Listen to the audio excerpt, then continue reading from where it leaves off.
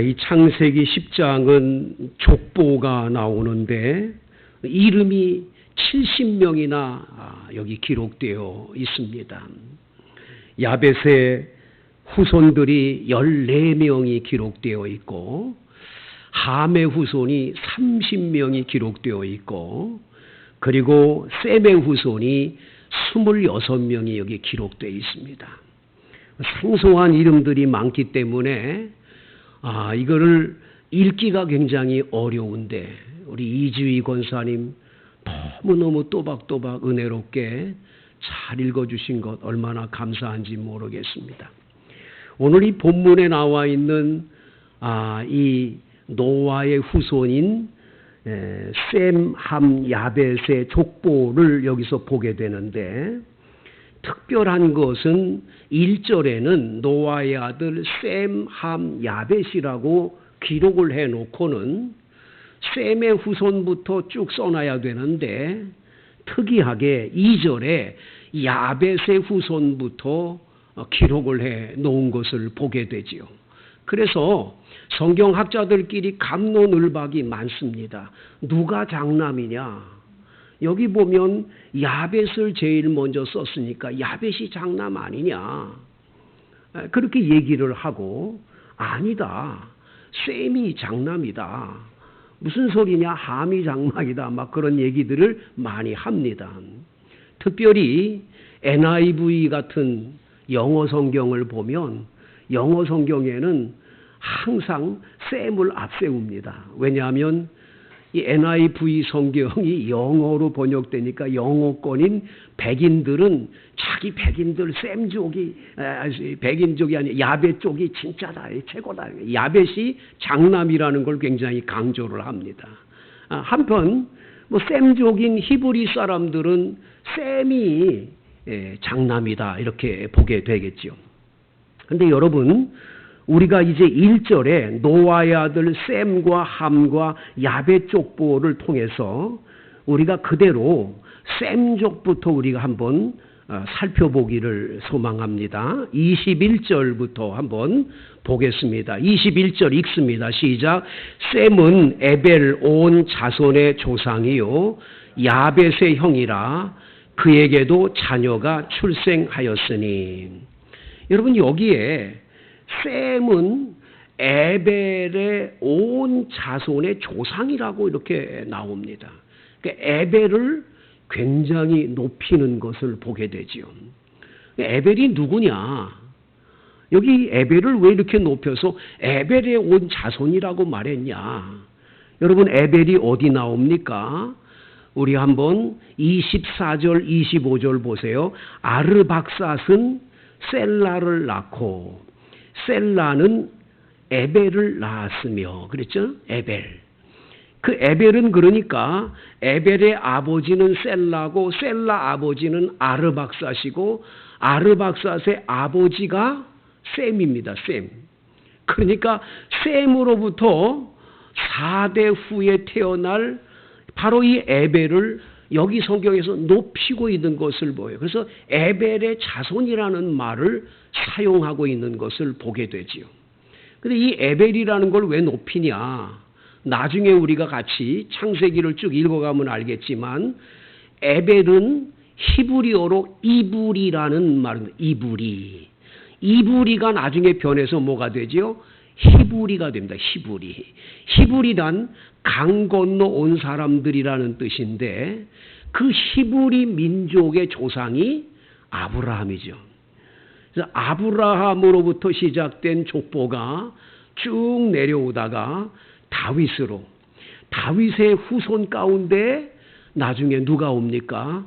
예수님이 오시는 거죠. 그래서 만인류를 구원할 구세주인 예수님이 탄생할 족보 중에서 이브리 민족 에벨을 여기서 높여서 온 민족을 구원할 구세주가 이 후손 가운데 태어날 걸 예언해주고 있는 성경임을 볼 수가 있는 거죠. 그래서 여러분 오늘 성경 말씀 이 말씀 속에서 25절을 굉장히 중요하게 여겨야 되는데 한번 읽어봅니다. 에벨은 두 아들을 낳고 하나의 이름을 벨렉이라 하였으니 그때의 세상이 나뉘었으며 벨렉의 아우의 이름은 욕단이며. 여러분, 에벨에게는 두 아들이 있는데 맏아들의 이름을 벨렉이라고 줬대요. 벨렉 옆에 1이라고 써 있지요. 여러분 그 1의 맨 밑에 보세요. 뭐라고 써놨습니까? 나눔이라고 써놓은 것을 보게 돼요. 나눔 이렇게 써 있습니다. 여러분 이 벨렉이라는 사람이 태어날 때 아마도 바벨탑을 쌓고 바벨탑에서 사람들이 언어 때문에 다 나눠져서 아마도 벨렉이라 이름을 졌을 것이다. 이렇게 이제 해석들을 합니다마는 영적으로 쭉 여기 성경 10장의 족보를 살펴보면 이 세상은 둘로 나누어져 있습니다. 어떻게 나누어집니까? 하나님을 경외하는 사람들이 있고 하나님을 거부하는 사람들이 있어요. 하나님을 잘 섬겨 선한 길을 걷는 사람들이 있는가 반면에 하나님을 버리고 악한 길을 걷는 사람들이 세상에 있다는 거예요. 이 둘로 나눠주는 거지요. 그래서 하나님의 백성과 세상의 백성으로 둘로 나눠지는 벨렉의 역사가 이 창세기 10장에 나와 있는 것을 볼 수가 있는 거죠. 첫째는 여러분 함의 자손들 중에서 함은 어떤 사람입니까? 노아가 포도주를 마시고 벌거벗은 채로 이렇게 장막에서 잠이 들었을 때 함과 그 아들인 가나안이 그것을 쳐다보고는 밖에 나가서 그 아버지의 적나라한 그 모든 수치심과 부끄러움을 많은 사람에게 알린 사람이 함 아닙니까? 바로 이 함의 후손들 가운데 오늘 성경 8절 9절을 한번 보겠습니다. 시작. 구수가 또 니므롯을 낳았으니 그는 세상의 첫 용사라. 그가 여호와 앞에서 용감한 사냥꾼이 되었으므로 속담에 이르기를 아므는 여호와 앞에 니므롯같이 용감한 사냥꾼이로다 하더라. 여기 8절에 구수라는 말은 검다 그런 뜻입니다. 검다. 그러니까 이 함의 후손들은 다 아프리카계 사람들로 나중에 다 뭐예요? 검은 사람들이 되지요. 검은. 얼굴이 검은 사람이 돼요. 어떤 사람이 이것을 연구를 한 거예요. 왜 세상에는 백인, 흑인, 황인이 이렇게 살까? 참 희한하다. 그래서 그걸 쭉 연구를 할 때 깨닫게 된 게 뭐냐면 이 아라랏산에 노아의 방주가 딱 머물고 난 다음에 야벳의 후손들은 북쪽으로 자꾸 유럽 쪽으로 북쪽으로 갔다는 거예요. 북쪽으로 가니까 거기는 해가 그렇게 많이 1년에 많이 쬐질 않아요.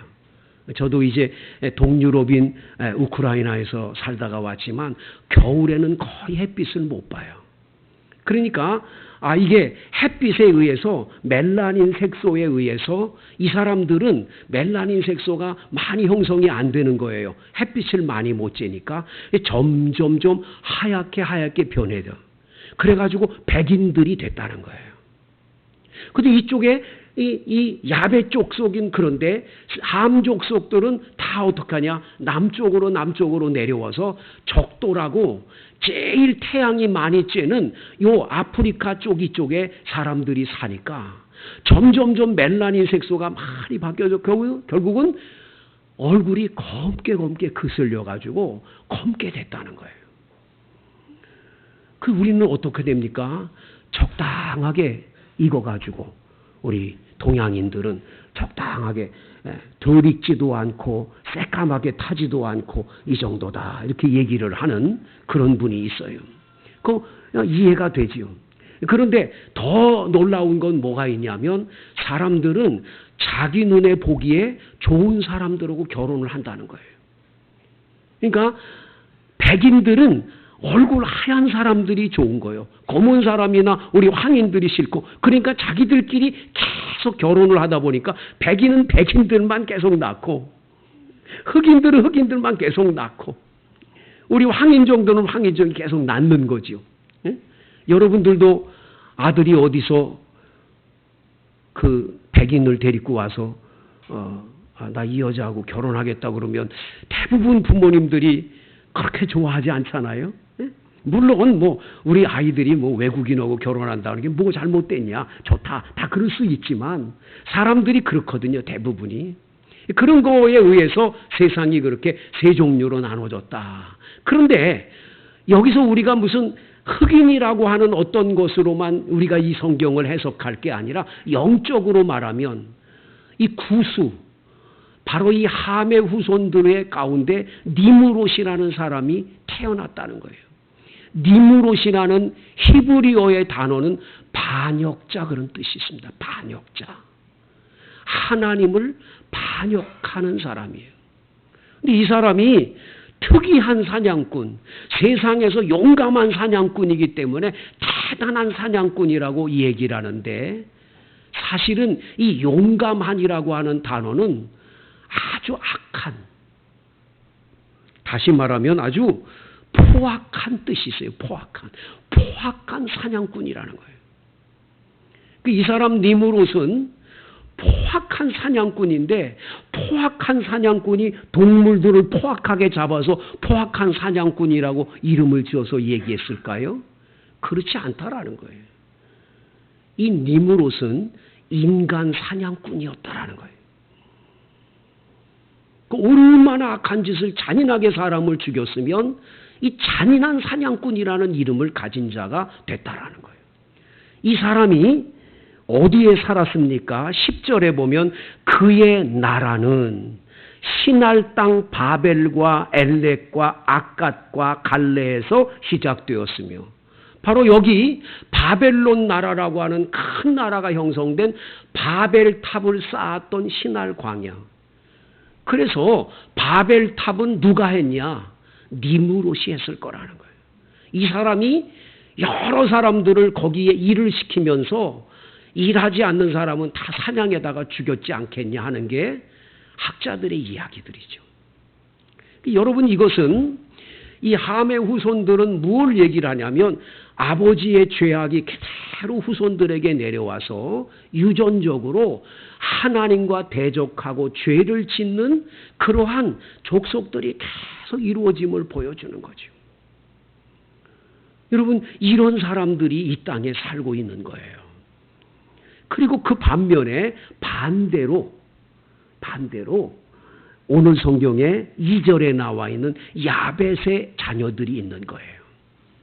이 야벳이라고 하는 건 단순하게 유럽에 있는 백인들을 상징한다고 보지 말고, 영적으로 보면 야벳의 후손들은 바닷가에 살았다고 오늘 5절에 나와 있는데, 이 사람들이 지중해 연안과 카스피해나 흑해 연안에 사는 모든 사람들을 말하잖아요.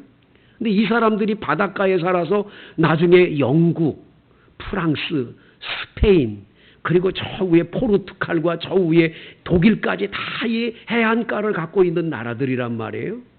근데 이 나라들이 나중에 어떻게 됩니까?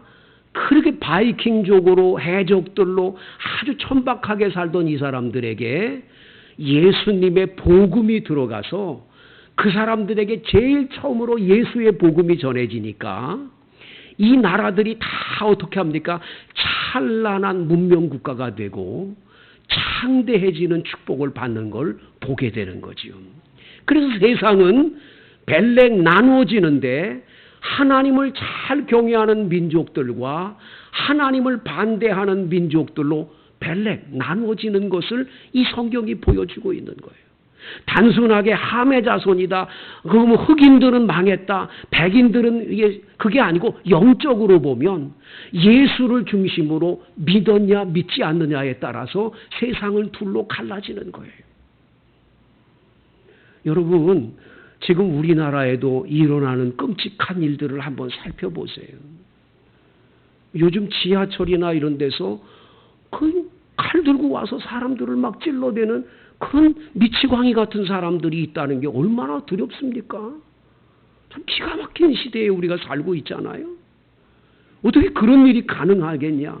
그 사람들은 다 조현병 환자들이고 저거 다 정신병 환자에 넣어야 되는데 정신병 환자들을 다 내보내는 바람에 그렇다 그렇지만 아무리 그래도 그렇지 어떻게 그런 일이 가능합니까?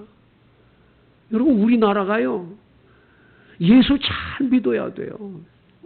열심히 전도해야 할 줄로 믿습니다.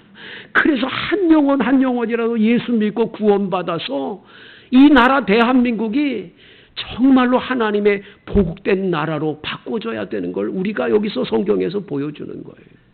그렇지 않으면 이 세상 사람들은 니무롯이라고 반역자로 이 땅의 사람들이 영웅이라고 막 박수치고 저 사람 대단한 사람이야 그러는데 그 뒷이면을 살펴보면 하나님의 눈으로 보면 그 사람은 아주 잔인한 사냥꾼이고 악한 자라고 하는 자들이 이 땅을 얼마나 많이 지배하고 있냐라는 거예요.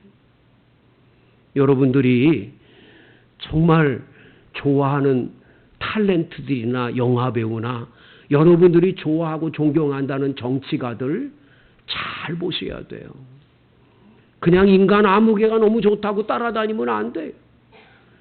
영적인 눈으로 하나님이 내려다볼 때 저 사람이 진짜 하나님 보시기에도 합당한 그런 정말 신앙의 영웅이냐 그거를 살펴야 돼요. 믿음의 눈으로 볼 땐 전혀 아닌 세속화된 그리고 악이 가득한 사람이 우리의 영웅이 되면 우리는 신앙생활을 나중에 도움이 안 돼요. 그래서 여러분 사람을 따라 사는 것은 위험한 일인 거예요.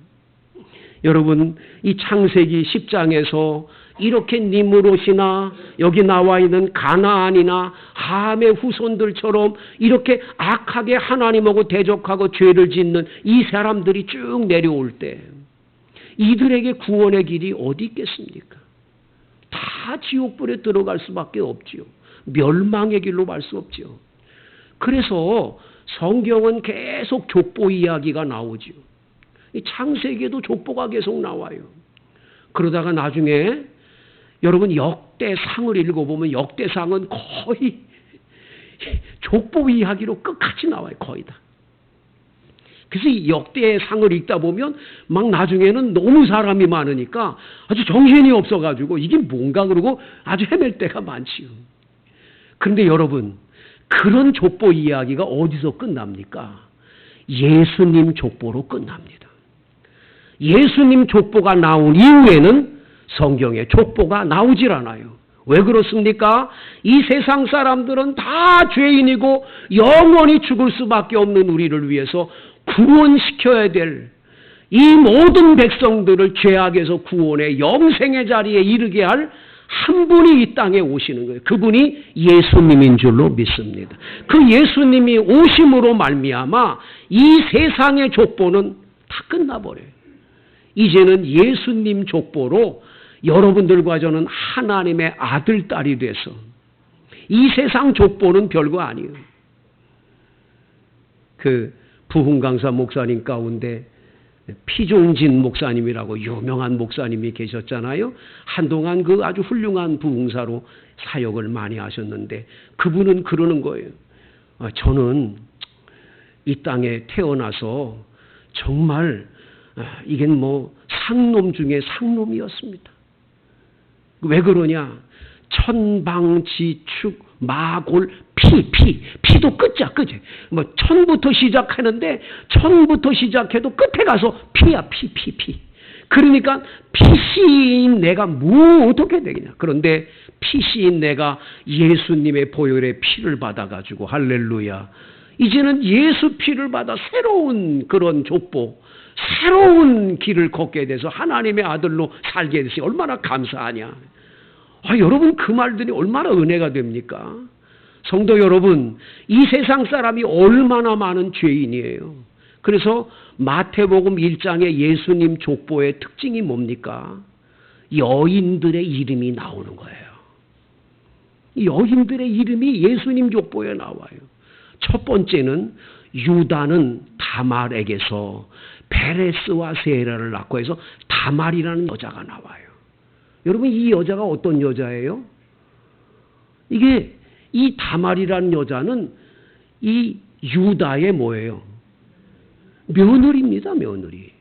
며느리가 시아버지와의 관계를 통해서 베레스와 세라를 낳았다는 거예요. 기가 막힌 얘기 아닙니까? 그게 어떻게 성경에 예수님 족보에 그게 나온다니까. 두 번째, 여러분, 라합이라는 여자가 나와요. 그는 기생입니다. 기생. 여리고성의 기생이에요. 그럼 기생이 예수님 족보에 나온다니까요.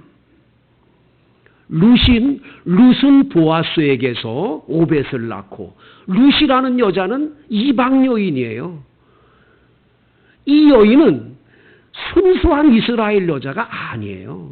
그 이방 여인이 거기 들어와 있어요. 더 웃기는 건 뭐예요?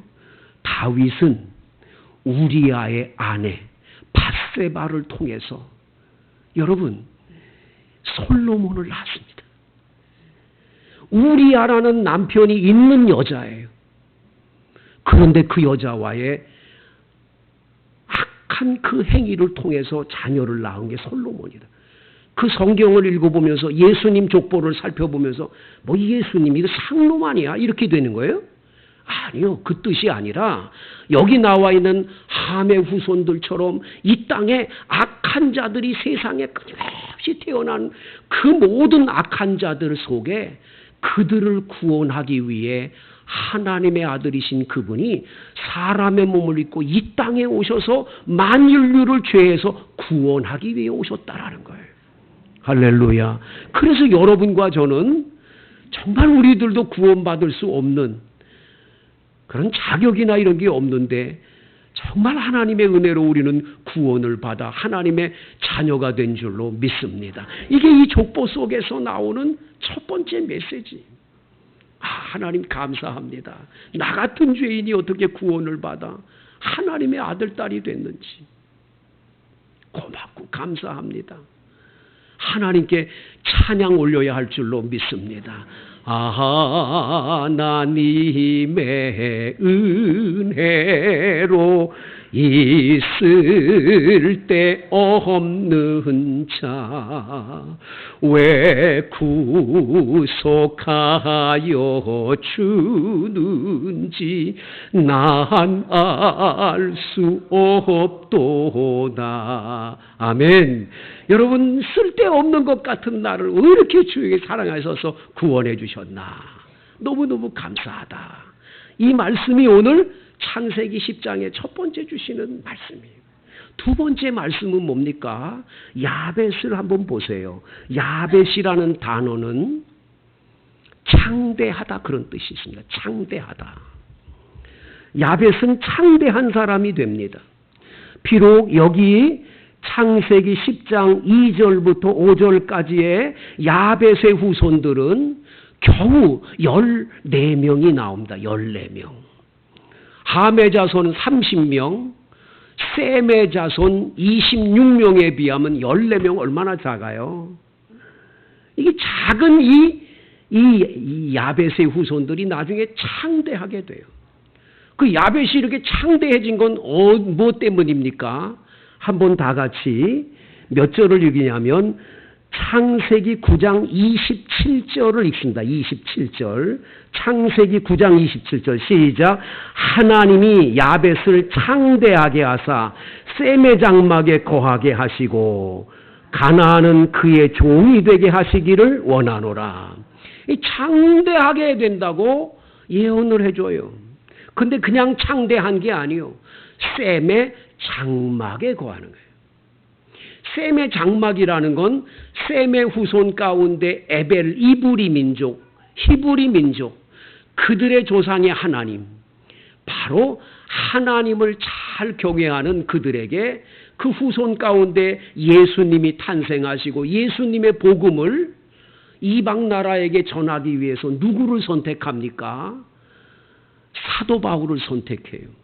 사도 바울이 예수님의 복음을 들고 이상하게 자꾸만 어디로 가려고? 자꾸만 아시아 쪽으로 가려고 그러는데 자꾸만 막혀요. 가지 못하게 하세요. 비두니아로 가려는데 또 막히는 거예요. 그러다가 마게도냐 사람 하나가 건너와서 우리를 도우라고 그래서 이 바울 사도가 복음을 들고 어디로 갑니까? 아시아가 아닌 유럽으로 가는 거예요. 아시아에서 돌아와서 유럽으로 갈 때 유럽으로 가서 야베 족속들에게 복음이 전해서 그 바이킹족이고 천한 그들에게 예수님의 복음이 선포돼서 유럽 전역에 백인들 모두에게 유럽에 있는 사람들에게 복음이 전파되니 그들이 얼마나 창대해졌습니까? 세계를 주름잡는 이 사람들이 바닷가에 사는데 스페인이 얼마나 많은 나라를, 포르투갈이 또 얼마나 많은 나라를, 영국은 아예 해가 지지 않는 나라라고 그래서 영국이란 나라가 세상에 식민지를 얼마나 많이 했으면 해가 떠 있는 동안에 다 뭐예요? 전 세계 지구의 땅덩어리들 다 차지했다라는 거예요. 예수 그리스도의 복음을 믿은 백성들에겐 창대한 은혜가 임한 줄로 믿습니다. 여러분, 예수 잘 믿으면 하나님이 이런 창대한 복을 주시는 거예요. 저는 이번에 캠프 데이비드라고 하는 곳에서 미국에 있는 바이든하고 이 일본에 있는 그 수상하고 우리 윤석열 대통령이 셋이 만나서 그 회담하는 걸 보면서 제가 속으로 대한민국이 참 많이 위상이 높아졌구나. 옛날에는 그런 자리에 끼지도 못하는 거예요. 한국은 우스운 나라, 가난한 나라, 우스운 나라였지. 지금은 우리는 동반자라고 같이 우리 힘을 합해서 같이 살자고 왜 일본이 우리를 갖다가 동반자라 그러냐. 그만큼 대한민국의 위상이 높아지고 이제는 열강과 어깨를 나란히 할 만큼 이 국력이나 모든 것이 대한민국이 그렇게 커졌음을 보여주는 거예요. 아무도 못 건드릴 이런 나라가 된 것은 우리가 뭐 잘나서 그랬어요. 2주 500년 동안 우리들이 유교 섬기고 그 앞에 고려시대에 불교 그렇게 오랫동안 섬겼지만 이 나라 얼마나 가난했어요.